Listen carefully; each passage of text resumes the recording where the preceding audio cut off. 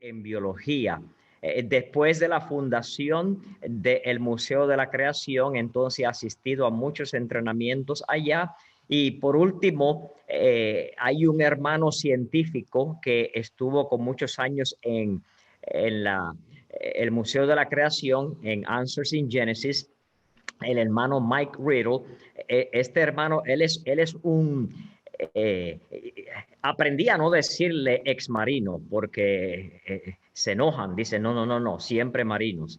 Bueno, aunque ya él tiene más de 70 años, cerquita de los 80, él sigue siendo marino. Y él entrena a personas con ese estilo. Bueno, que si llegas tarde tienes que hacer 25 push-ups. Así de serio es él. Y entonces recibí el entrenamiento, luego tuve el privilegio de llevarlo a Puerto Rico. Allá estuvimos muchas iglesias juntas donde él dio el entrenamiento y le doy muchas gracias al Señor por él, por ese entrenamiento estilo militar. Entonces, siguiendo su consejo, me infiltré y tomé una clase de evolución en la Universidad de Carolina del Sur. Ahí me quedé sentadito, tranquilo, contestaba las preguntas, pero era un espía en sí, aprendiendo cómo es que enseñan desde el punto de vista todo lo contrario a la Biblia. Bien interesante. Y voy a compartir con ustedes eso mañana, si el Señor lo permite, qué es lo que ellos le enseñan a los jóvenes en las universidades seculares. Luego, he tenido la última oportunidad de trabajar con el doctor George Matzko. Él es un ex profesor de la Universidad de Bob Jones, pero continúa trabajando como el embajador de las ciencias. Y este enero pasado tuve el privilegio de ir con él y su esposa también a Puerto Rico, donde compartimos con varias iglesias y colegios cristianos. Muchas personas están orando por esta conferencia. Ahora bien, como maestro al fin, espero que estén listos para tomar notas. Les voy a hacer unas preguntas a mitad de clase hoy y la persona que me conteste primero la respuesta correcta le voy a dar un regalito. Así que tome nota, por favor, pero al final también hoy les voy a dar una prueba. Es una autoprueba, usted mismo la va a corregir, pero es importante que la tome para que así se mantenga al día de cómo está aprendiendo, ya que es un tema bastante nuevo para muchas personas que no han tenido entrenamiento en las ciencias naturales. Muy bien, perfecto. Vamos entonces a compartir las diapositivas y comenzamos inmediatamente. Bueno, como ya estamos un poquito atrasados, voy a hablar un poquito rápido ahora para poder ponernos al día. Muy bien. Ok.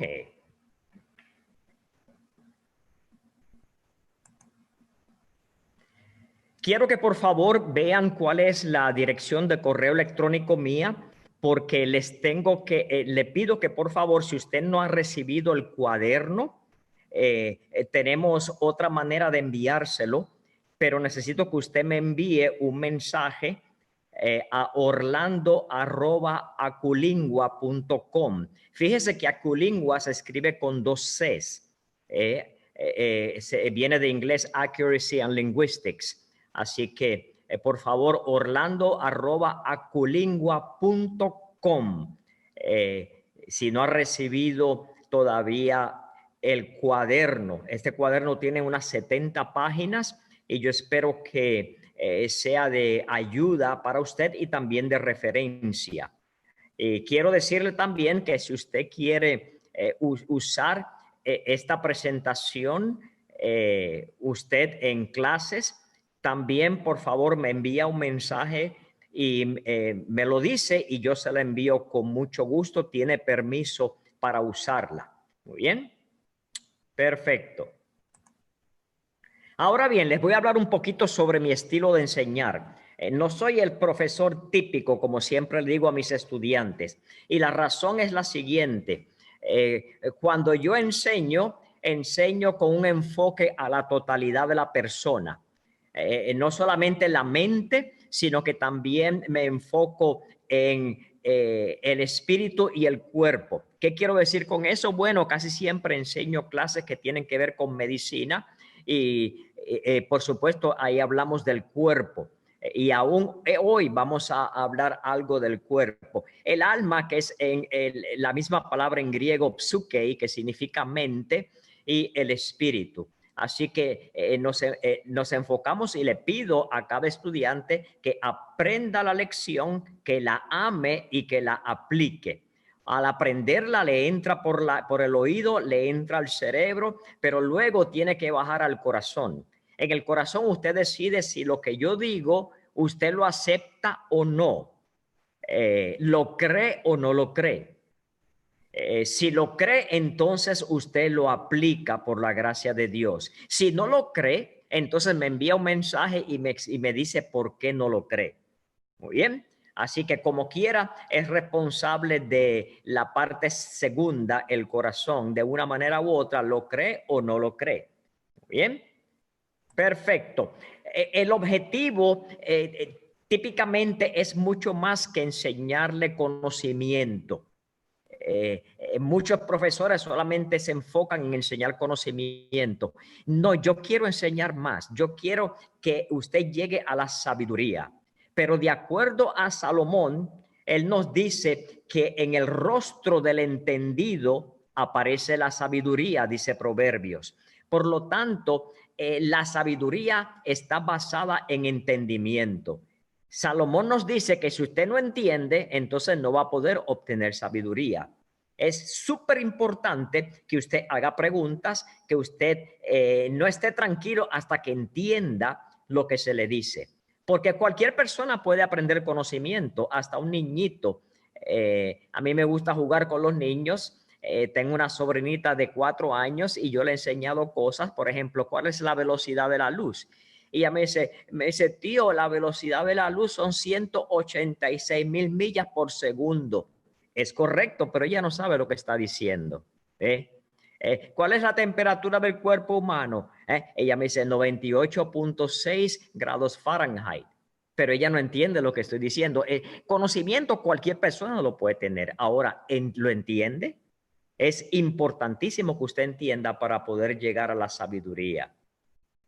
Así que, ¿qué es sabiduría? Aplicar el conocimiento con percepción o con perspicacia, discernimiento y juicio. Muy bien. Y por último, el método de enseñanza es utilizando principios. Así que no es solamente aprender algo por aprenderlo, sino que la información se la trato a los estudiantes a través de principios. Y hay muchos principios en la Biblia, por supuesto, pero también hay principios en las ciencias.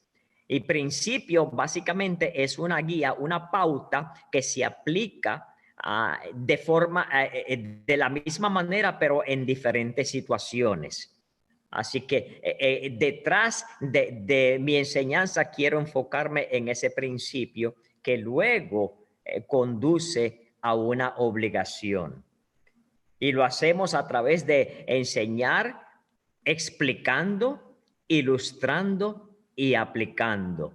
Y usted puede ver que este es el mismo método de enseñanza del Señor Jesús. Él explica algo y depende de la audiencia, lo ilustra y luego lo aplica. Y sus apóstoles utilizaron el mismo método de enseñanza, no solamente explicar, ilustrar, pero también aplicarlo. Y cuando está la aplicación, ahí es que le llega a uno adentro al corazón, o como decía mi pastor Hernán Cortés, ahí es cuando le pisamos el callo a la persona y lo siente de verdad. Muy bien. Así que esa es mi manera de enseñar. No quiero ninguna agenda escondida para que usted sepa cómo es que yo enseño. Básicamente, creo mucho que el éxito es una combinación de trabajar duro, hay que estudiar, hay que prepararse, hay que ser diligente y también parte del éxito es fracasar. A veces no nos enseñan esto. Oh, sí, no hay nada malo con fracasar, con tropezar, sí, con la ayuda de Dios y ayuda de otras personas, nos levantamos y continuamos. Así que es parte de la fórmula del éxito. No importa lo que esté aprendiendo, sea un instrumento musical, sea una disciplina de una clase, y aún en la vida espiritual es el mismo. Diligencia implica, de acuerdo a lo que nos enseña la Biblia, diligencia implica tres cosas. Una de ellas es que la persona tenga percepción. Y quiero decirle que este bosquejito que le estoy diciendo ahora no es original mío, es del hermano doctor Pettit, el presidente actual de la Universidad de Bob Jones. Y él dice que la diligencia implica tres cosas que comienzan con P. La primera es percepción, o sea que hay que tener urgencia en aprender lo que uno va a aprender. Número dos, plan. Hay que planificar y organizarse bien. Y número tres, persistencia. Si no, no llegamos a la meta. Muy bien. Esta es una ilustración que le doy a mis estudiantes de lo que es el éxito. El éxito básicamente es lo que la gente ve. Es como si fuera el iceberg o el témpano de hielo, que arriba es lo que la gente ve, pero lo que la gente no ve es lo que ocurre tras bastidores. El trabajo duro, los fallos o los fracasos, el sacrificio, la persistencia, la dedicación, los buenos hábitos, la decepción. Mi papá, como todo buen puertorriqueño, él era un amante al boxeo. Él no boxeaba, pero le gusta ver las personas boxear. Y él siempre tenía un dicho que me seguía repitiendo desde que yo era un niño. Decía, mi hijo, la pelea no se gana en el cuadrilátero. La pelea se gana en el gimnasio, en el entrenamiento. El día de la pelea en el cuadrilátero, lo que vemos es el resultado de lo que ese boxeador ha pasado en entrenamiento. Y así mismo es en el éxito. Esa parte que vemos aquí debajo del mar, lo que la gente no ve, eso es en sí lo que determina si vamos a pasar la clase o no. Y espiritualmente es lo mismo. No es en el momento que se levanta el pastor a predicar desde el púlpito. No, eso lo ve todo el mundo. No, el éxito es a la escondida, allá en el cuarto de rodillas delante del Señor, derramando su corazón delante del Señor en oración y en comunión con Él.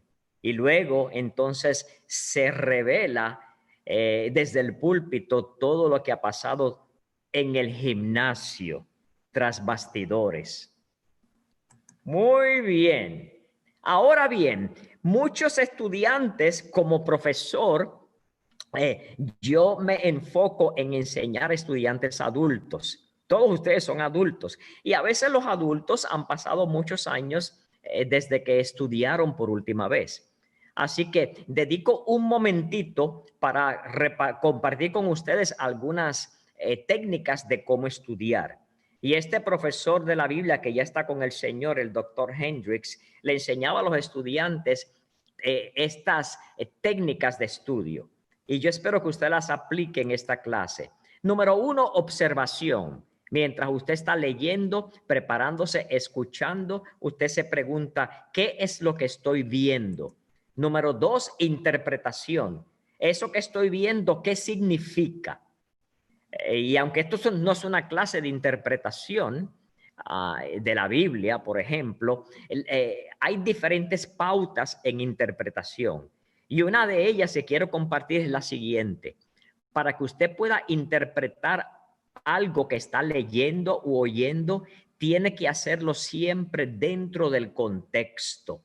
Inclusive cuando está leyendo las escrituras, tiene que interpretarlas dentro del contexto. Porque un texto fuera de contexto es un pretexto. Así que siempre dentro del contexto, por favor. Número tres, correlación. Cuando usted está aprendiendo algo, se hace la pregunta, ¿cómo se relaciona esto a mi previo conocimiento? Y por último, aplicación. Esto que estoy aprendiendo, ¿cómo lo pongo por obra en mi vida? ¿Cómo lo llevo en práctica? Así que son 4 estrategias de estudio, técnicas de estudio que yo espero que le ayuden. Muy bien.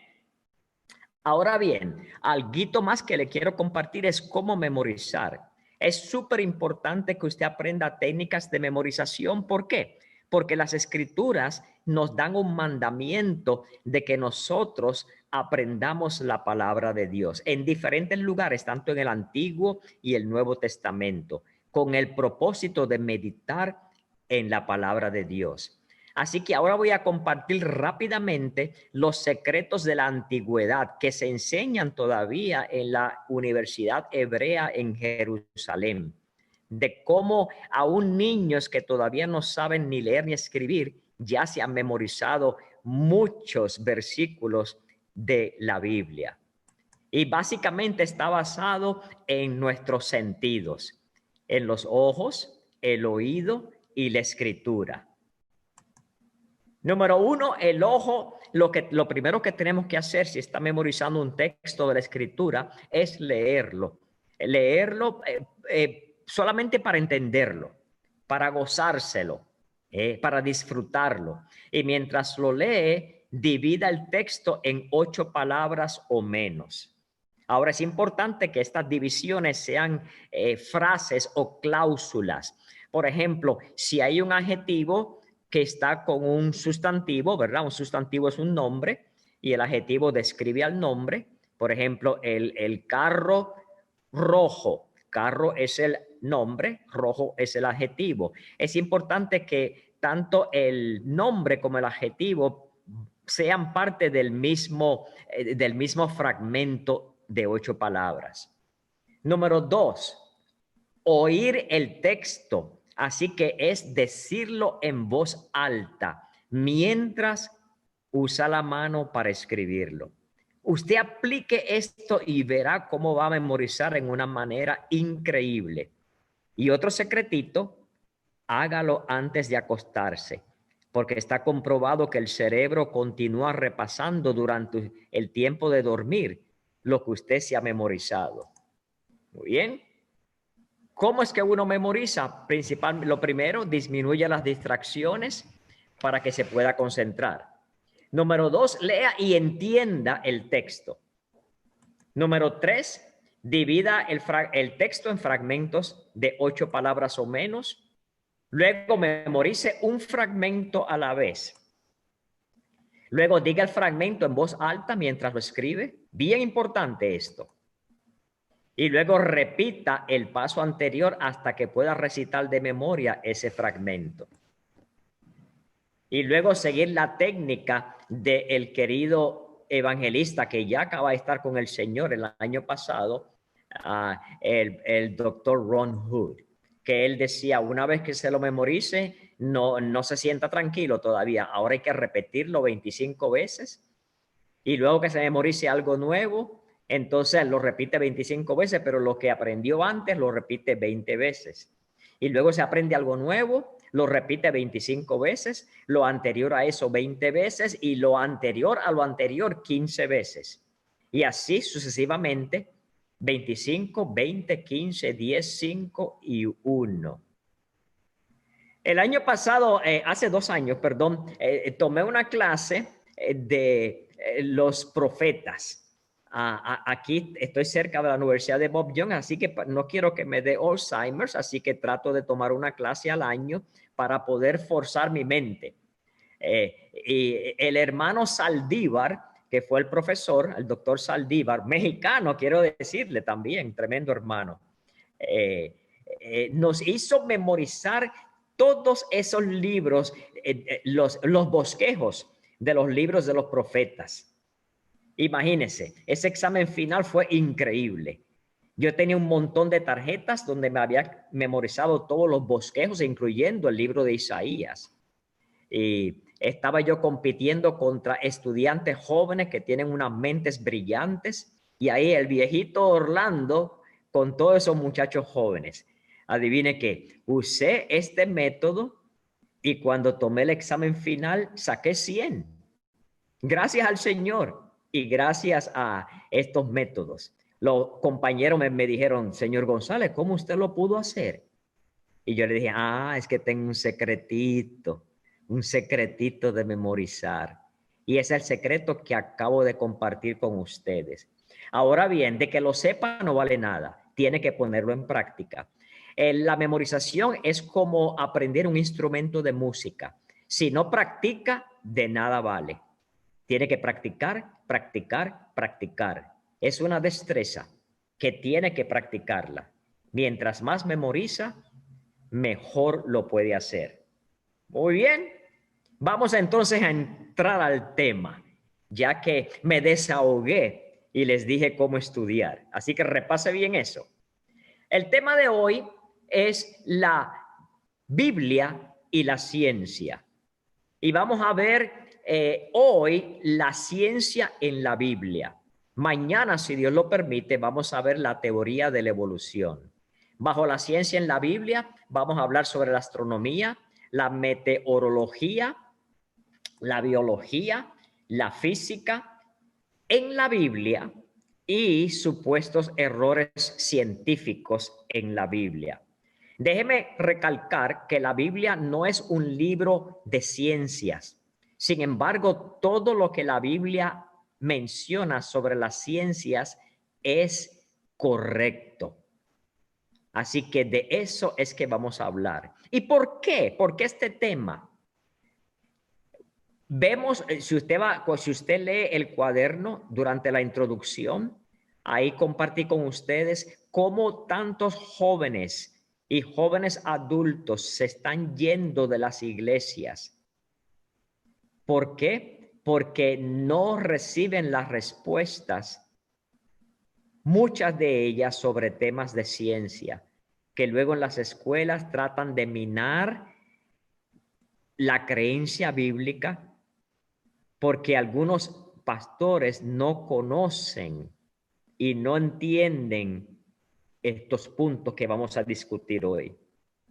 Así que es mi oración que hoy y mañana usted reciba los instrumentos, las herramientas para poder entrenar bien a estos jóvenes, jóvenes adultos y a veces aún adultos mayores que nunca han oído las respuestas bíblicas sobre temas científicos.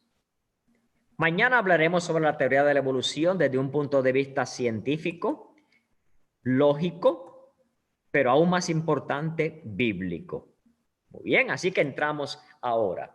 La organización del curso es el siguiente. Comenzamos con un versículo de escritura principal. Vamos a ver muchos versículos, pero uno principal. Luego vamos a ver un principio general de sentido común. Esto es de sentido común. Esto no es un versículo de la Biblia. Y ya usted verá lo que quiero decir. Luego vamos a mirar el tema específico. Luego usted tiene una tarea. Le vamos a dar una tarea hoy. Yo espero que haya hecho la tarea preconferencia, que era leerse 5 veces Génesis capítulo 1 y Romanos capítulo 1. Si no lo ha hecho, lo puede hacer esta tarde. Pero esa era la asignación o la tarea preconferencia, leerse Génesis el capítulo 1 5 veces y leerse Romanos capítulo 1 5 veces. En cualquier idioma que usted sepa, en español, en inglés, si conoce otro idioma donde está la Biblia traducida, si ha estudiado hebreo o ha estudiado griego, léaselo en varios idiomas si es posible. Muy bien. Y por último, le entrego la autoprueba que ya le mencioné hace un ratito. Bien, comenzamos con el versículo principal de este día. Dice que Dios, habiendo hablado muchas veces y de muchas maneras, en tiempos a los padres por los profetas, en estos últimos días nos ha hablado por el Hijo, por Jesucristo, a quien constituyó heredero de todo y por quien asimismo hizo el universo, el cual haciendo resplandor de su gloria y la misma imagen de su sustancia, y quien sustenta todas las cosas con la palabra de su poder, habiendo efectuado la purificación de nuestros pecados por medio de sí mismo, se sentó a la diestra de la majestad en las alturas. Estos son dos versículos que aquí hay tela para cortar y poder hablar hasta por un semestre. Pero quiero recalcar solamente la parte que le puse en azul, que Jesucristo es el heredero de todo y por quien asimismo hizo el universo. Él es el creador y que también Él sustenta la creación con la palabra de su poder. Y esto no es algo de una creencia mística, esto es realidad. Y vamos a ver dentro de un momento que la ciencia es algo real. Bien. El sentido común, el principio general de sentido común es el siguiente. Es un dicho latinoamericano que yo estoy seguro que usted lo ha oído antes. Zapatero a sus zapatos. Hermano Orlando, ¿qué usted quiere decir con esto? Quiero decir lo siguiente, hermano. No se meta a hablar de cosas que usted no sabe, a menos que usted de verdad las sepa. Si usted no ha estudiado ciencias, tenga cuidado con lo que está diciendo. ¿Por qué? Porque lo que hacemos es que si cometemos un error y hay una persona en la audiencia que conoce la ciencia y usted comete un error desde el púlpito, estoy hablando de un error científico, como por ejemplo, ¿cuál es la velocidad de la luz? Usted no lo dice bien, entonces esto le va a dañar a usted su credibilidad. Tenemos un mensaje muy precioso, el mensaje de las Escrituras, que no queremos que se confunda, ni queremos que el público se distraiga por nuestras metidas de patas, como decimos en Puerto Rico.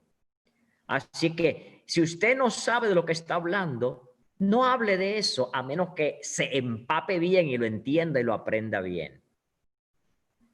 Yo he vivido ya bastantes años y he visto algunos pastores, queridos hermanos que aman al Señor, que se han metido a hablar de temas que no son los que ellos conocen y no se dan cuenta que la audiencia, los hermanos, por el hecho de ser pastor, el pastor tiene una influencia increíble con lo que está diciendo por el mero hecho de ser pastor. Y que todo lo que diga, no importa el tema que diga, la gente se lo va a creer 100%. Yo conozco, por ejemplo, un pastor que se puso a dar consejos financieros sobre una moneda que no se usa ya.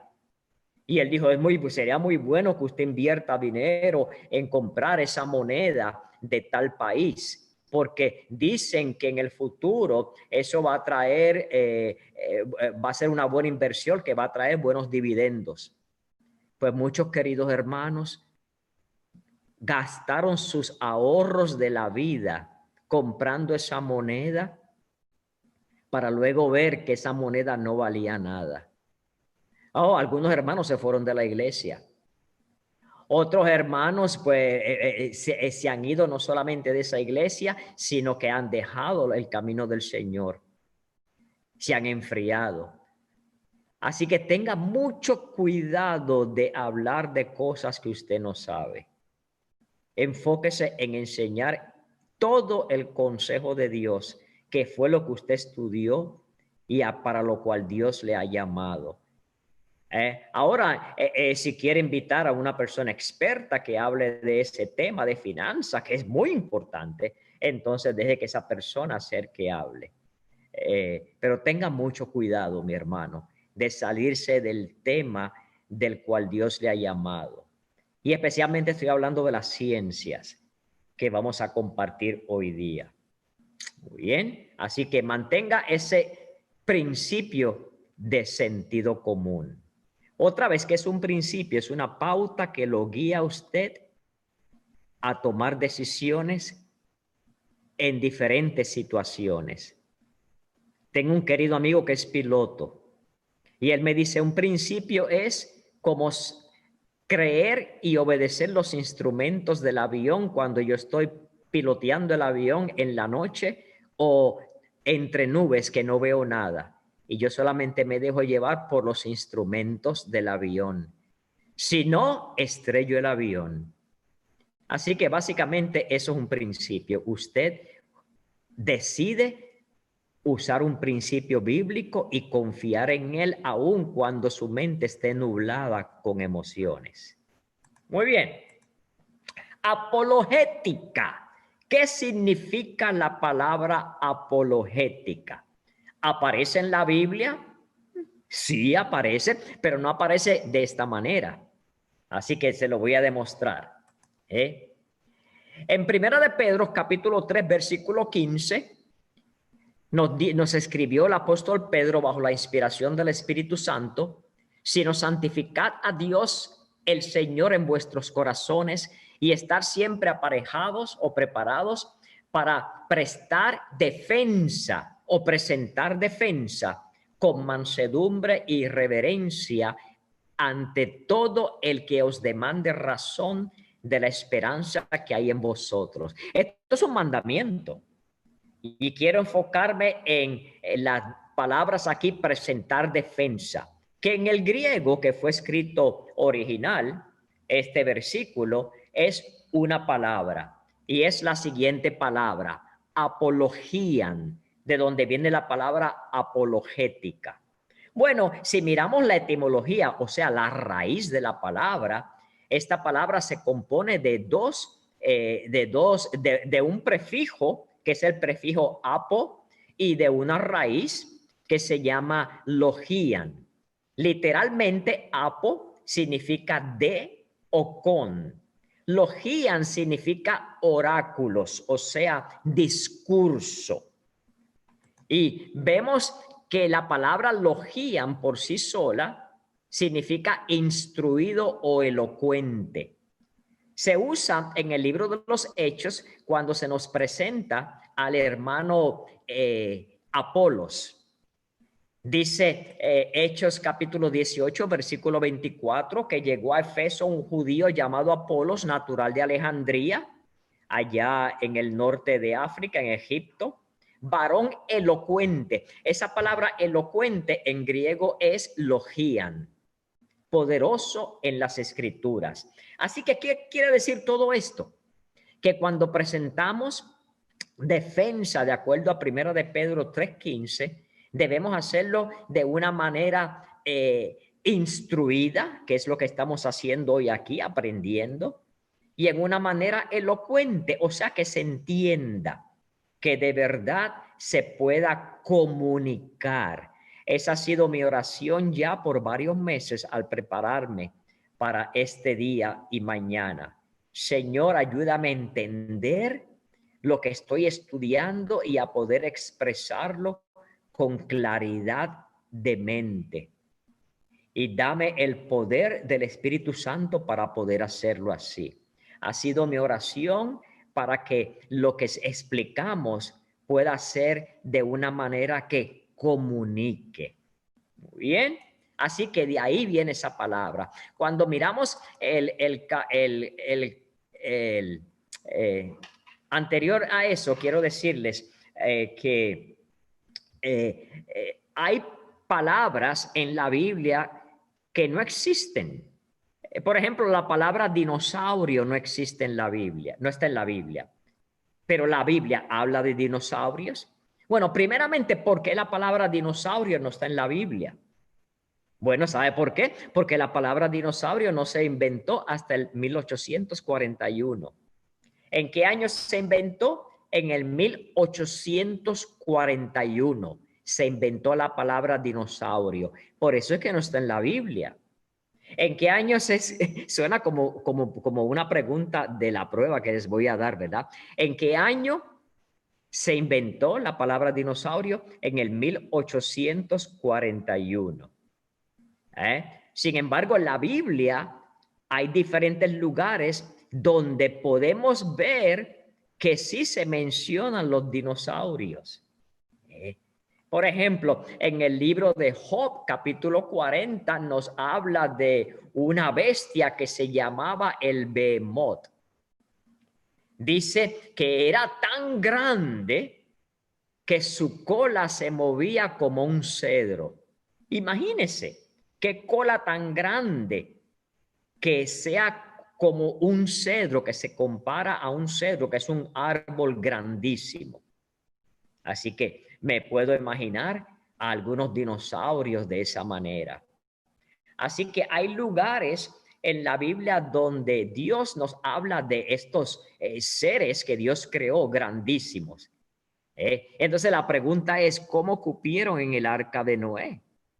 Porque yo he oído pastores decir, oh, no, los dinosaurios se murieron en el diluvio. No, no, pero la Biblia dice que de todo ser viviente que respira, Dios envió a por lo menos 2 en el arca.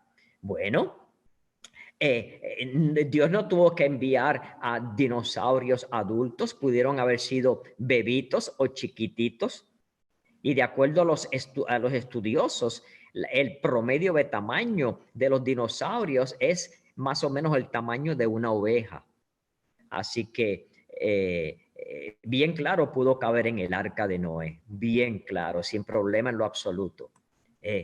Ahora bien, mira este versículo, no, perdón, el capítulo 41, lo puede leer luego, pero el capítulo 41 de Job nos habla de un tremendo monstruo que Dios creó. Dice que desde su boca salen hachones de fuego. Dice que tenía, que se encendían con carbones. Dice que de su aliento salía fuego, una llama. Dice de su grandeza tenían temor cualquier persona, aún los fuertes. Y dice que este animal a la saeta no le hacía huir, era muy valiente. Y de la jabalina se burlaba. Era un animal hecho exento de temor. Un monstruo, que es parte de la creación de Dios. Así que sí, la Biblia nos habla de criaturas grandísimas y fuertísimas. Muy bien. All right. Bien, ahora terminamos con estas 7 características de la apologética, que las saqué directamente de Primera de Pedro, capítulo 3, versículo 15. Número 1, es un mandamiento. Es algo que no podemos decir, tal vez lo hago, tal vez no. No, Dios lo manda, está en el imperativo. Y si no lo hacemos, estamos desobedeciendo a la palabra de Dios. Número 2, nos dice Primera de Pedro 3:15 que lo tenemos que hacer con una actitud de santidad. Número 3, hacerlo en todo momento y a toda persona que nos demande razón. Número 4, tenemos que estar preparados e instruidos para presentar la defensa. Eso no lo digo yo, eso lo dice Primera de Pedro 3:15. El próximo punto dice que lo hagamos con mansedumbre y reverencia. Tenga mucho cuidado, mi hermano, con lo que se le conoce como la arrogancia del conocimiento. Tenga mucho cuidado, porque nos podemos convertir arrogantes cuando comenzamos a saber un poquito más de lo que saben otras personas. Hay que hacerlo en una actitud humilde, sabiendo que somos siervos del Señor. Y también siempre hay alguien que sabe más que uno. Siempre lo hay, se lo aseguro. Y eso me mantiene a mí humilde. El próximo punto o característica, que rindamos cuenta, en una actitud de rendir cuenta, de poder dar la razón de la esperanza. Esto no se limita a las ciencias. Esto es la esperanza, punto, lo que usted cree. ¿Puede usted dar explicación de lo que usted cree de las doctrinas de la Biblia? Por ejemplo, a un mormón le puede explicar por qué la Biblia no cree en el mormonismo.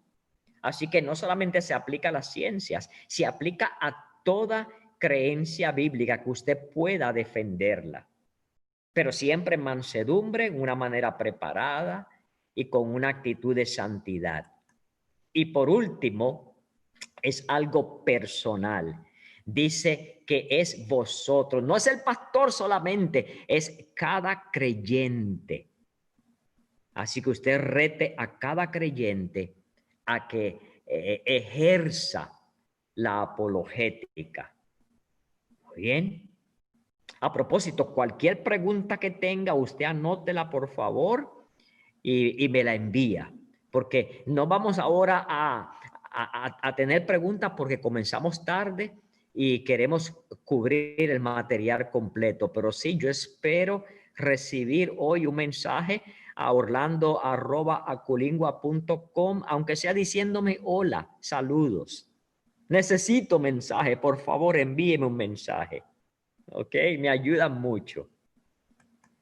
Ahora bien,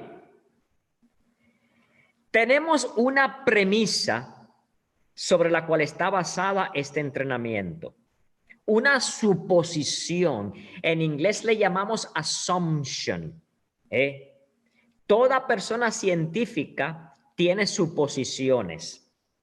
No hay nada malo con una suposición, siempre y cuando se declare esa suposición. Por ejemplo, cuando un científico hace un estudio y le hace preguntas a las personas, la suposición es que las personas van a contestar honestamente, no van a estar mintiendo. Pero hay que decir que esa suposición se está haciendo durante el estudio. Ahora bien, esta es mi gran suposición en este entrenamiento, en que yo creo con todo mi corazón que las Santas Escrituras son totalmente inspiradas por Dios. Así que no estoy escondiendo una agenda. Yo lo creo. Y se lo pongo bien claro para que lo sepa desde el principio. Y estoy diciendo no alguna escritura, sino toda escritura es inspirada por Dios. La palabra en griego es teopnuma.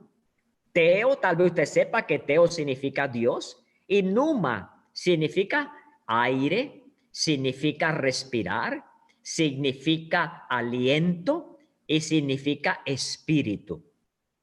Y aquí en este contexto es que toda escritura es el aliento de Dios. De la palabra numa sacamos neumonía, porque significa respirar. De ahí sacamos el neumólogo, apnea, que es no respirar. El neumático, que es la llanta del automóvil, porque está llena de ¿qué? De aire. Así que esa es la palabra numa. Y teo, por supuesto, Dios. Aire, aliento de Dios. ¿Qué es eso? La escritura. Imagínense qué íntimo es el aliento de Dios. Y no solamente es el aliento de Dios, sino que es útil. ¿Para qué? Para enseñar, redarguir, corregir, instruir en justicia, a fin de que el hombre de Dios sea perfecto, o sea, completo, enteramente instruido o preparado para toda buena obra. Tal vez se ha dado cuenta que cuando leo algo como preparado, también dije instruido, es que casi todos los versículos que yo me he memorizado son de la antigua versión de la Reina Valera. Y esta que estoy usando aquí es la de 1960, que no es la antigua. Así que usted va a oír bastante versículos de la antigua, porque tal vez por mi edad, ¿verdad? Y también que me encanta la antigua, pero también la del 60 me encanta. Y hay otras versiones de la Biblia también que son muy, muy buenas. Pero, ¿verdad? Para que quede claro por qué estoy diciendo otras palabras que no están aquí, es que vienen de mi antigua versión de la cual me he memorizado bastante. Muy bien, para que quede claro. Muy bien. Vamos a comenzar con la ciencia en la Biblia. ¿Qué dice la Biblia sobre temas científicos? Bien. Antes de eso, quiero decirle, esto es importantísimo, por favor, que usted lo entienda. Solamente hay dos fuentes de conocimiento. ¿Sabía usted eso? Solamente dos. Y son las siguientes. Número uno, observación. Este es el método científico. Este es el método que usan los científicos, que usan los investigadores forenses, por ejemplo. Están observando para determinar cómo fue el crimen. Durante una autopsia se usa observación. Durante los estudios del coronavirus se usa la observación. Y hay muchos científicos que están estudiando día y noche esto del coronavirus. Si el punto es científico, el método es observación, el método de conocimiento. Pero hay algo importante, solamente podemos observar lo que es el presente. Y quiero que entienda bien esto, porque es imposible observar el pasado. O sea, usted puede observar algo que pasó, por ejemplo, un cuerpo que fue asesinado, el patólogo forense fue asesinado, pero él lo está observando en el presente, no puede observar en el pasado. Usted dice, pero esto es obvio, Orlando. Sí, pero es importante que usted lo entienda, porque los evolucionistas creen y dicen que pueden observar el pasado, lo cual es imposible. Ahora, la segunda fuente de conocimiento es la siguiente, revelación. Aquí nosotros podemos estudiar o aprender algo histórico, como por ejemplo, Cristóbal Colón descubrió América en el 1492, el 12 de octubre de 1492. ¿Hay alguna manera de observar eso? Imposible. Pero es un conocimiento que les acabo de dar, porque ya usted lo sabía. Así que le llaman el conocimiento histórico. No se puede aplicar el método científico experimental a la revelación. La revelación es que alguien se lo revela a usted. Por ejemplo, en estos momentos le voy a revelar a usted que yo, Orlando González, nací en Bayamón, Puerto Rico. ¿Hay manera de experimentar eso? No. ¿Cómo usted lo sabe? Porque yo se lo acabo de revelar. Que yo nací en Bayamón, el pueblo del chicharrón y del tapón, como decimos en Puerto Rico, donde hay mucho tráfico de automóviles. También la revelación cubre el futuro si es alguien que pueda predecir el futuro, que solamente Dios lo puede hacer. Así que dos fuentes de conocimiento. Esto yo se lo enseño a mis estudiantes. Y yo enseño en universidades seculares y a ellos les encanta esto. Yo enseño una clase que se llama Introducción a la Medicina en la Universidad de Medicina de Carolina del Sur, lo que llaman el Medical University of South Carolina. Y esto le encanta a esos muchachos cuando les hablo de esta manera. Así que dos métodos solamente de poder aprender algo: observación y revelación. Un estudiante me preguntó, ¿pero qué es lo que está en el ADN? Ese conocimiento. Digo, no. Ese conocimiento fue puesto por Dios. Usted no está aprendiéndolo dentro de su ADN. Esto pasa automáticamente, lo del ADN. Es verdad, es conocimiento, pero es algo que usted no está aprendiendo, estudiándolos. Ya está puesto ahí y Dios se encarga de que automáticamente funcione. Otro estudiante me preguntó, ¿y qué de el sexto sentido? Y yo digo, ¿y qué es eso? Explíqueme eso. Y dice, ¿y qué es eso de uno sencillamente tener una creencia visceral? en el estómago. Digo, bueno, explíqueme lo que es eso. Pero para que usted aprenda algo hay solamente dos maneras de aprender: observando o que sea revelado. Todo lo que yo le voy a decir hoy en día va a ser revelado a usted. Algunas cosas se pueden observar si vamos a un laboratorio, pero no lo vamos a poder hacer hoy. Y otras han sido observadas. A mí me encanta Juan, la primera epístola de Juan, el capítulo 1. ¿Cómo es que dice él? Dice lo que era desde el principio, lo que hemos oído, lo que hemos visto con nuestros ojos, lo que hemos mirado y palpado tocante al verbo de vida. Oiga, eso me suena a mí como que él estuvo ahí en el presente y lo vio. Y luego dice que que él testificó todo eso. Y digo, wow, me encanta Juan como escribió esto, como si fuera todo un científico, porque él estaba ahí, él estaba presente y él vio todo eso, tocante al verbo de vida, porque él conoció a Jesucristo en persona mientras él estuvo aquí en carne y hueso.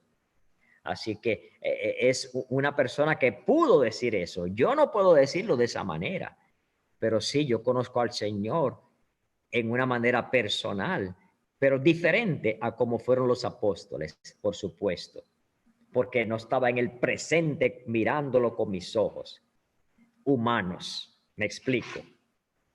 Muy bien. Vamos a mirar ahora la astronomía. No la astrología, la astronomía. Oiga, usted se pone a mirar la astronomía y es algo súper impresionante. Nos dice Salmo 19, los cielos cuentan la gloria de Dios y el firmamento anuncia las obras de sus manos. Un día emite palabra al otro día y una noche a otra noche declara sabiduría. Dice, no hay dicho ni palabras, ni es oída su voz. Por toda la tierra salió su hilo, y al cabo del mundo sus palabras. En ellos puso tabernáculo para el sol. Y él, como un novio que sale de su tálamo, alégrase cual gigante para correr el camino. Del un cabo de los cielos es su salida, y su giro hasta la extremidad de ellos, y no hay quien se esconda de su calor. La ley de Jehová es perfecta, que convierte el alma. El testimonio de Jehová fiel, que hace sabio al pequeño. Los mandamientos de Jehová son rectos, que alegran el corazón. El precepto de Jehová puro, que alumbra los ojos. El temor de Jehová limpio, que permanece para siempre. Los juicios de Jehová son verdad, todos justos. Deseables son más que el oro, y más que mucho oro afinado, y dulces más que miel, y que la que destila del panal. Tu siervo es además amonestado con ellos. En guardarlos hay grande galardón. Los errores, ¿quién los entenderá? Líbrame de los que son ocultos. Detén asimismo a tu siervo de las soberbias, que no se enseñoreen de mí. Entonces seré íntegro y estaré limpio de gran rebelión. Sean gratos los dichos de mi boca y la meditación de mi corazón delante de ti, oh Jehová, roca mía y redentor mío. Usted puede ver cómo en el Salmo 19 comienza hablando sobre los cielos, el firmamento, desde algo bien de arriba, bien grande, y termina con lo más íntimo de nuestro corazón. Es algo que para mí, mire, se me paran los pelos. cómo el Dios que creó ese universo tan grande, las estrellas, las galaxias, cómo ese Dios se ha interesado en este chiquitín pequeñito Orlando de Bayamón. Para mí esto es incomprensible. No sé cómo explicarlo elocuentemente, pero quiero citarle lo que con mucha más elocuencia escribió Henry Morris, el gran científico cristiano. Cuán glorioso es saber que el gran astrónomo y matemático que creó los cielos, fijando las estrellas y los universos de estrellas en sus cursos señalados, y quien de acuerdo al Salmo 147 a todas ellas llama, no lama, perdón, llama por sus nombres, es aquel mismo que nos llama a ti y a mí a la vida eterna en Cristo Jesús. Ese creador del universo es el que se te fue detrás y te hizo reconocer la necesidad de un Salvador. Y que quiero tomar este momento para decirte que si tal vez hay alguien aquí que no está seguro de su salvación, hoy es el día de salvación. O puede que usted sea hasta un pastor y que está confiando, creyendo que ha sido salvo. Tal vez por la manera en que se crió, tal vez porque está sencillamente suponiendo que es salvo, tal vez porque está confiando en una oración que hizo. Déjeme decirle, ninguna obra le puede salvar. Ni siquiera una oración le puede salvar. La oración es un acto de obra. Así que no es una oración la que le salva. Es el Señor Jesucristo en su obra terminada en la cruz y confirmada con su resurrección que nos salva al nosotros aceptar. Y es lo único que usted tiene que hacer, aceptar ese regalo. Sí, yo he conocido pastores que más tarde, después de pastorear por años, se dieron cuenta que no eran salvos. Y si usted se da cuenta, acepte al Señor y no deje esto para luego, porque para luego podría ser muy tarde, porque está establecido que todos los hombres mueran una vez, una sola vez, y después el juicio. Así que eso es un paréntesis, ¿verdad?, que quería hacer para asegurarme que usted lo oyó de aquí.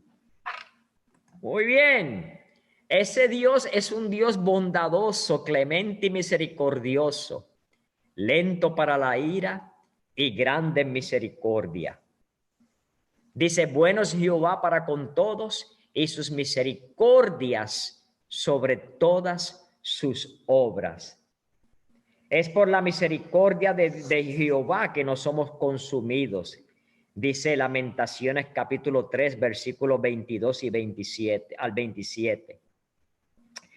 Dice, porque nunca decayeron sus misericordias. Nuevas son cada mañana. Grande es tu fidelidad.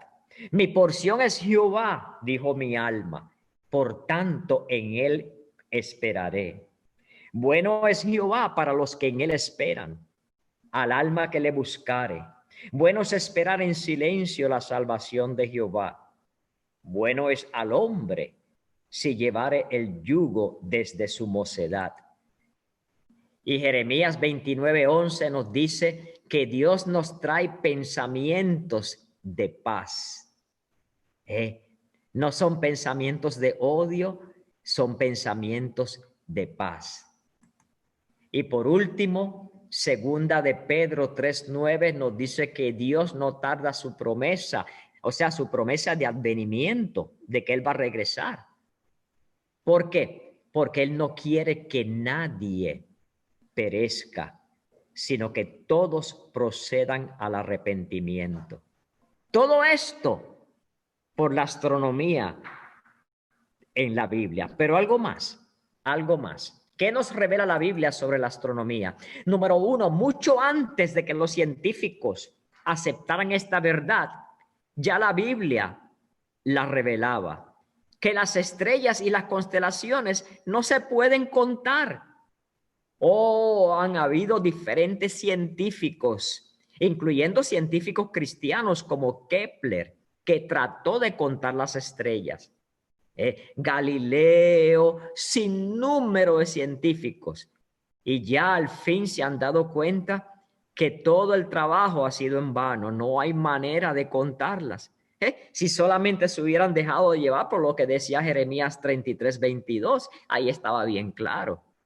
No se pueden contar. Ni las constelaciones. También la Biblia nos dijo muchos años antes de que lo descubriera el hombre que la tierra cuelga sobre nada. Imagínense qué declaración científica. Estamos hablando de Job, uno de los primeros libros de la que se escribieron, si no el primero. Y ya decía que la tierra está colgando sobre la nada en el espacio. No solo eso, sino que 700 años antes de Cristo, el profeta Isaías nos reveló, bajo la inspiración de Dios, por supuesto, que la tierra no es plana, que es un globo. Bien claro, ya lo decía. Pero por muchos siglos después, todavía seguían creyendo que la tierra era plana. Y ahora hay un grupo de personas que están volviendo a creer eso, increíble. Pero no, la Biblia declara que la tierra es un globo. Es un globo. No hacía falta que lo descubriera el hombre. Ya Dios lo había declarado en su palabra. No les digo, la Biblia no es un libro de ciencia, pero la Biblia es científicamente correcto. Y por último, y voy a hablar de esto dentro de un momentito, la salida del sol. En el Salmo 19, nosotros leímos hace un ratito que dice que el sol, como un novio, sale de su tálamo. Y sale de su tálamo. ¿Cómo es eso? Que el sol sale. Y dice que se alegra cual gigante para correr el camino. De un cabo de los cielos es su ¿qué? Su salida y su giro hasta la extremidad de ellos. Entonces muchos científicos se mofan de las escrituras.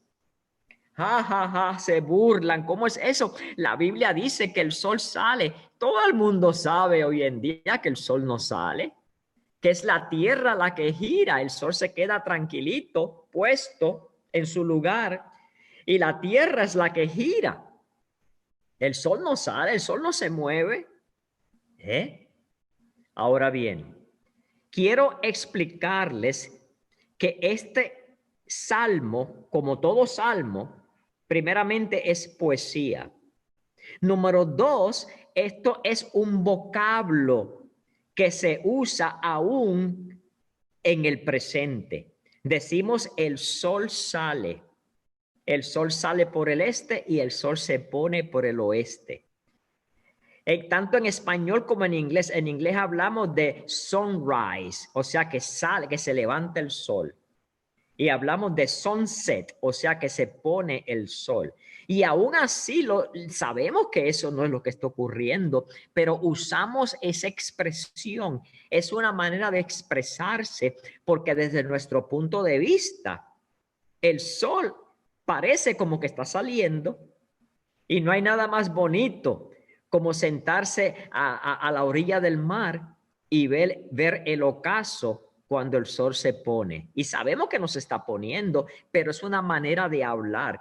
Y no solamente eso, esa manera de hablar la utilizan aún científicos hoy en día para explicar el punto de vista donde uno se encuentra. Los marineros, por ejemplo, usan esta presunción o esta suposición para trazar rumbos y determinar posiciones donde está en el medio de la mar. Así que en verdad es algo que prácticamente se puede utilizar el hecho de que el sol sale, aunque sabemos que no sale.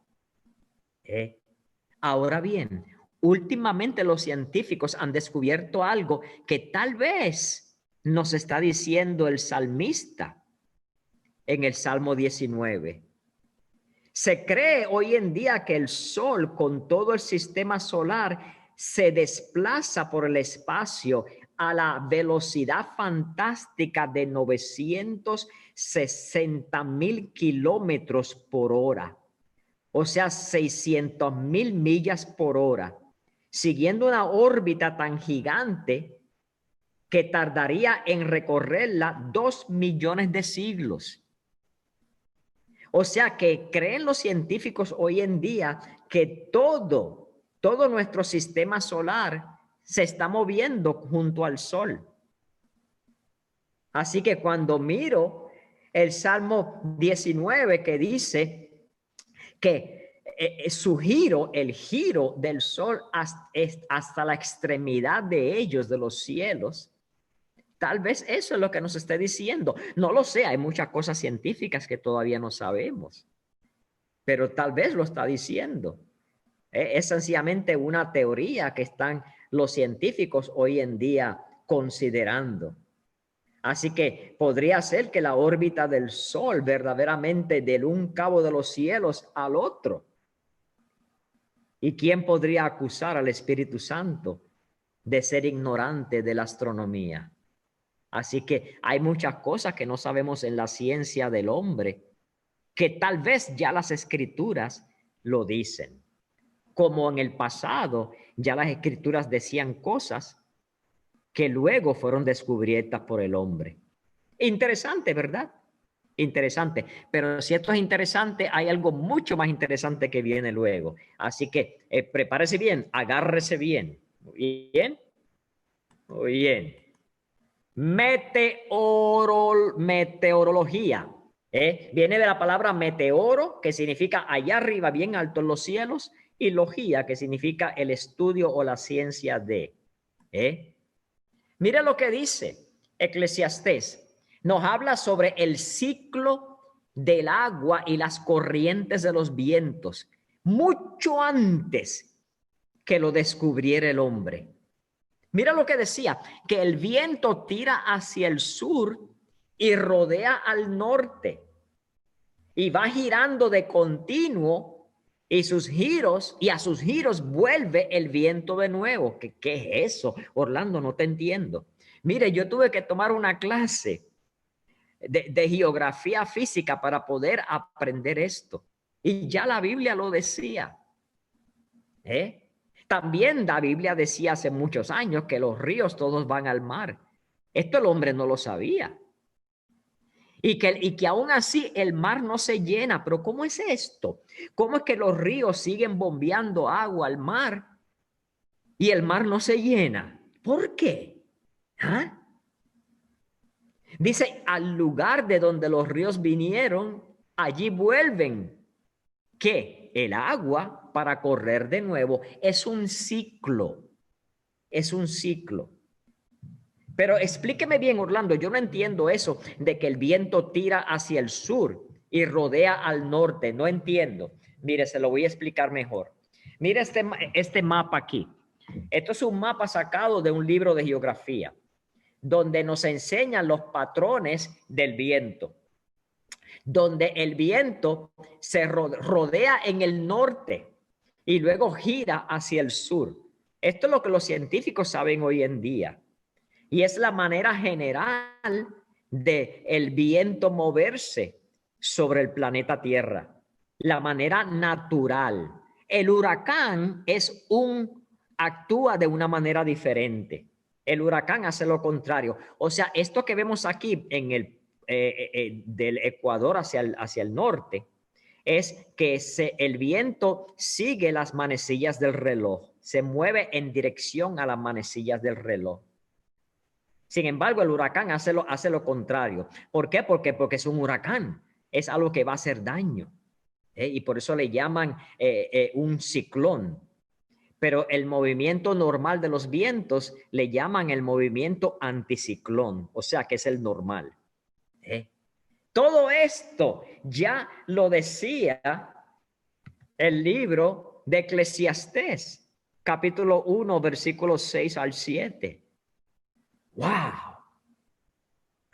Pero si esto es wow, quédese, porque lo que le voy a decir más luego es aún mucho más impresionante. Esto es nada comparado con lo que viene.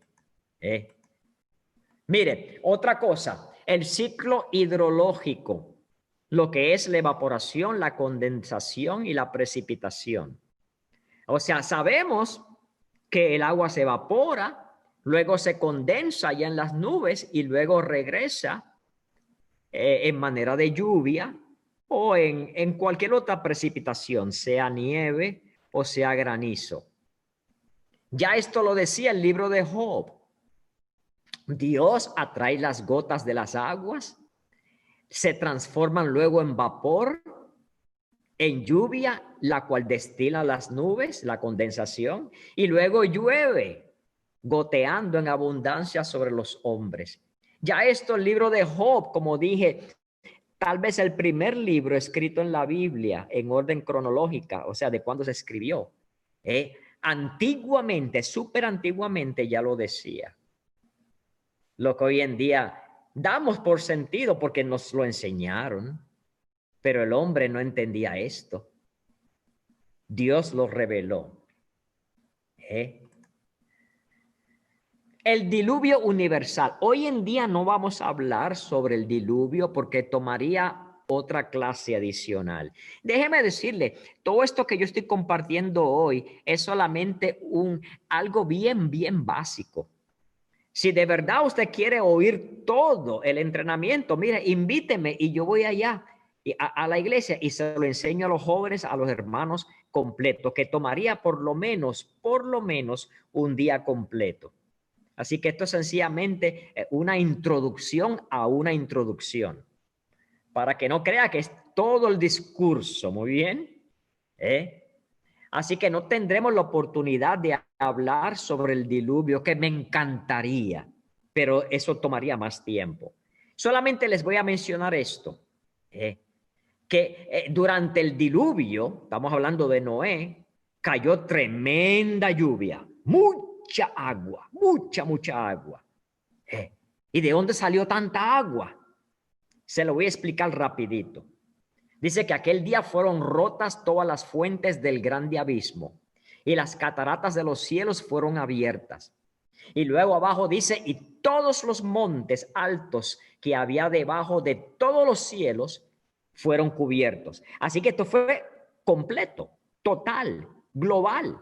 ¿De dónde salió tanta agua? Hoy en día sabemos, los científicos saben, que el 71% de la tierra es agua.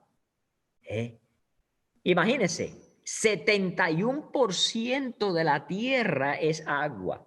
Y esto es sin contar el agua que aparece en los témpanos, que está congelada, y en los glaciares, y el agua que está en el aire, en el vapor.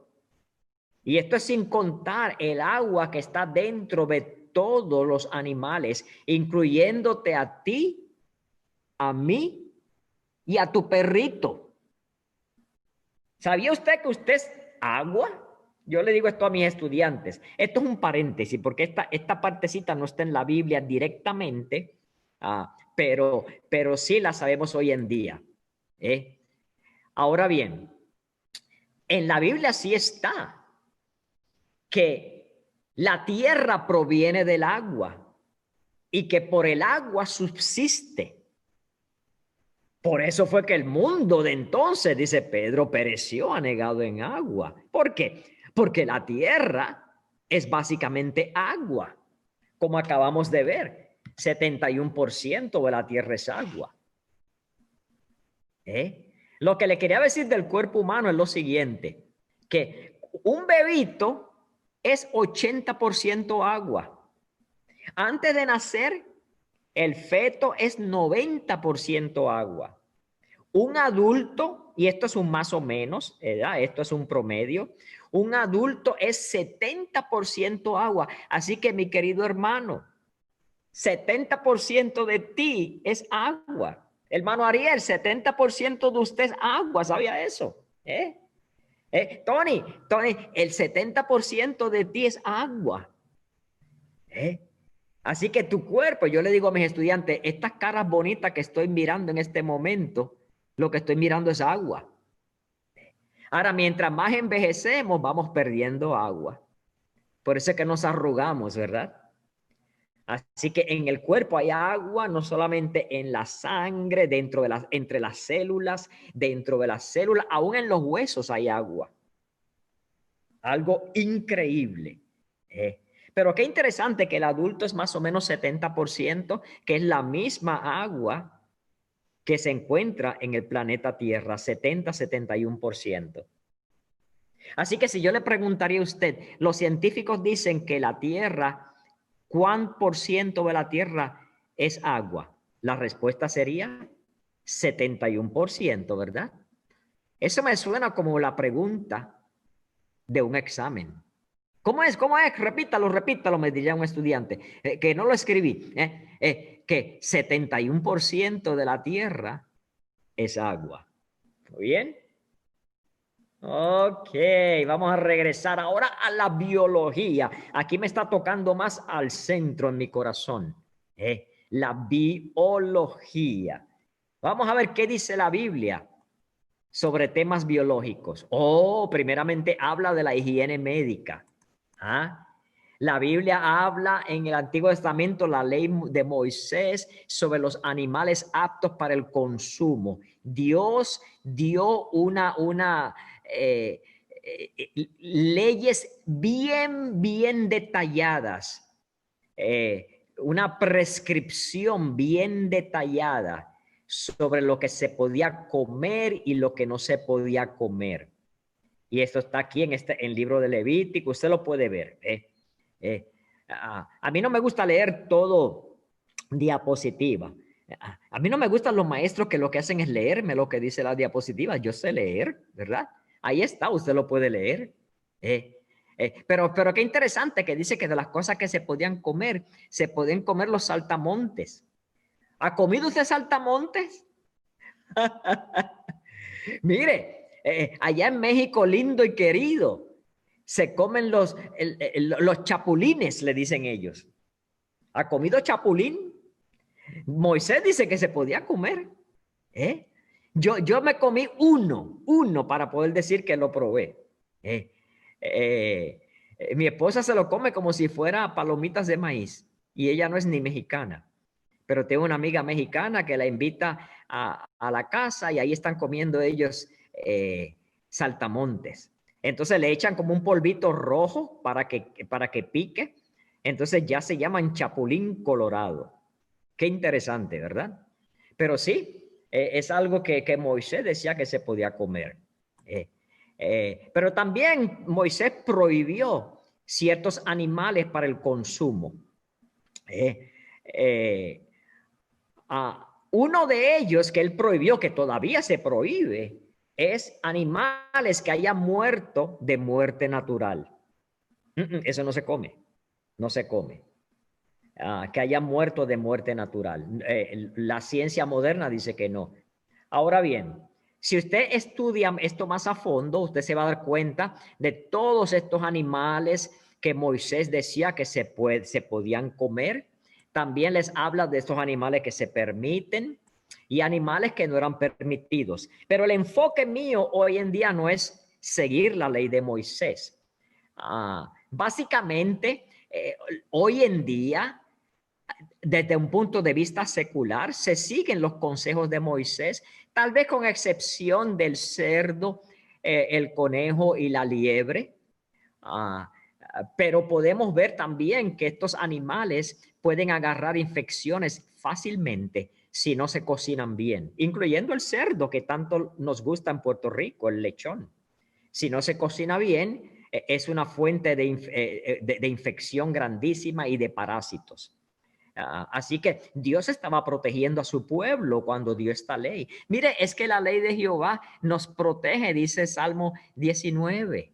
Es para nuestra protección. Por eso es que dice que el salmista, que los mandamientos de Jehová alegran al corazón. Cuando seguimos el mandamiento es por nuestro propio bien, incluyendo nuestra salud.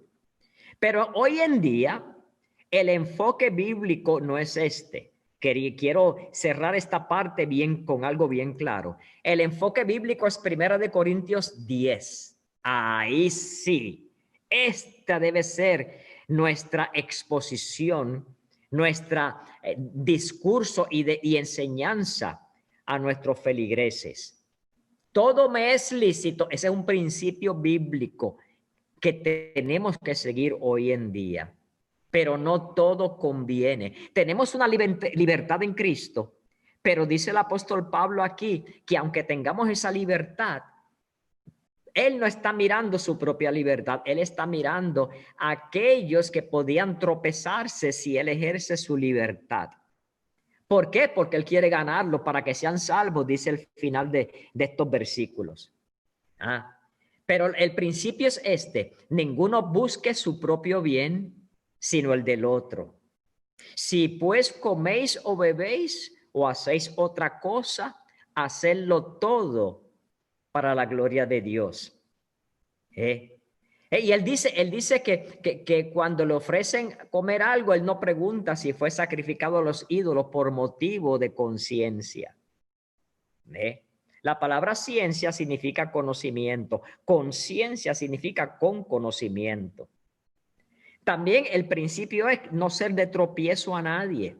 Y mira lo que él dice: yo en todas las cosas agrado a todos. ¿Cuántas veces se nos ha dicho a nosotros que no podemos agradar a todo el mundo? Y yo sé, es imposible agradar a todo el mundo, pero el enfoque de Pablo es que él intentaba agradar a todos. Fíjese, eso no lo digo yo, eso lo dice 1 Corintios 10.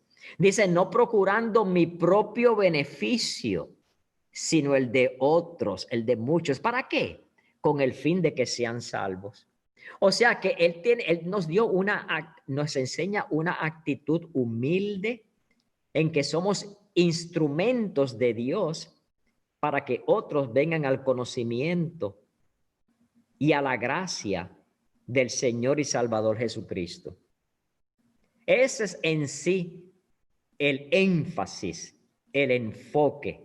No es en sí la comida. Muy bien. Continuamos rapidito. ¿Qué más habla de la higiene médica? Levítico nos habla del agua que se podía tomar y el agua que estaba prohibida. Esto todavía se sigue. Estas pautas todavía se usan en la ciencia moderna. Que no tomemos de charcos pequeños y aguas estancadas. ¿Por qué? Porque pueden estar contaminadas. Detrás de mi casa hay un charco. Mire, esa es una agua estancada que se ve que está sucísima, llena de animalitos. También prohibió Moisés tomar agua contaminada con animales muertos. Y todavía eso se sabe, pero ya Moisés lo había dicho mucho antes, que el hombre pudiera ver bajo un microscopio la suciedad de esa agua. ¿Qué más? También nos dio directivas sanitarias. Por ejemplo, Moisés enseñó que el excremento humano había que enterrarlo. Nos habla también sobre la higiene personal, que hoy en día hablamos tanto de eso, ¿verdad? Por el COVID. Lo importante que es lavarse las manos, lo importante que es esto, aquello sobre la higiene personal.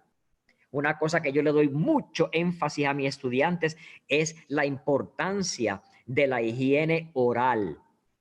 De no solamente cepillarse los dientes, sino usar hilo dental y hacer gárgaras, porque tenemos una boca bien grande por donde entra cualquier microorganismo. Y también Moisés nos enseñó el aislamiento de enfermos como los leprosos, que los tenían aislados. ¿Por qué? Porque eran bien contagiosos. Y hoy en día, ¿qué es contagioso hoy en día? Que tenemos en la mente todos los días. Por supuesto, el coronavirus. Así que hablamos de aislamiento, hablamos de distancia social, hablamos de higiene personal. Mire, ya Moisés lo había dicho años, miles de años atrás. Ahora bien, el hermano, me pasó una notita aquí que tomamos un recesito. Bueno, me acuerdo que mi papá, que era todo un chiste, él era todo un payasito, yo lo quería mucho, mucho, ya le está con el Señor. Todo el tiempo él decía chistes, chistes buenos, estoy hablando de cosas limpias. Y en uno de sus chistes él decía, una cosa es decir que el juez pidió un receso para almorzar y otra cosa es decir que el juez pidió un ceso de res para almorzar. Así que tomémonos un ceso de res, digo un receso de unos 3 minutitos. Yo le digo a mis estudiantes un receso biológico para correr, ir al baño y regresar. 3 minutitos. En verdad les voy a dar 5, pero yo digo 3, ¿verdad? Porque si no tomamos 10. 3 minutitos y regresamos.